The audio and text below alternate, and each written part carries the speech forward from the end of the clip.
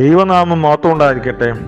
നമുക്ക് ഒരു കാര്യം വ്യക്തമാണ്, കർത്താവായ യേശു ക്രിസ്തു രണ്ടാം മടങ്ങി വരവ് ഉടനെ ഉണ്ടാകും. വിശുദ്ധ ബൈബിൾ തന്നെ നമ്മളോട് സംസാരിക്കുന്നുണ്ട്, പല വചനങ്ങളിലൂടെ നമ്മളോട് സംസാരിക്കുന്നുണ്ട്.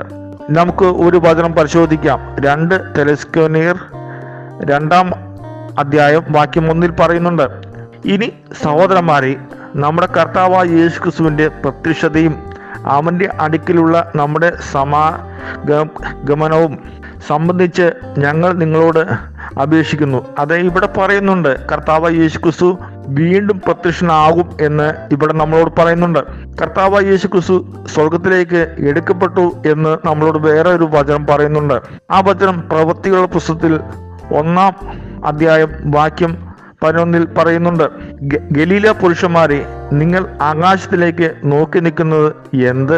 നിങ്ങളെ വിട്ട് സ്വർഗത്തിലേക്ക് പോകുന്നവനായ നിങ്ങൾ കണ്ടതുപോലെ തന്നെ അവൻ വീണ്ടും വരും എന്ന് പറയുന്നുണ്ട്. ഇവിടെ യേശു ക്രിസ്തു സ്വർഗത്തിലേക്ക് പോയി എന്ന് ഇവിടെ പ്രസ്താവിക്കുന്നുണ്ട്. അതെ, കർത്താവ് യേശു ക്രിസ്തു സ്വർഗത്തിലേക്ക് എടുക്കപ്പെട്ടു.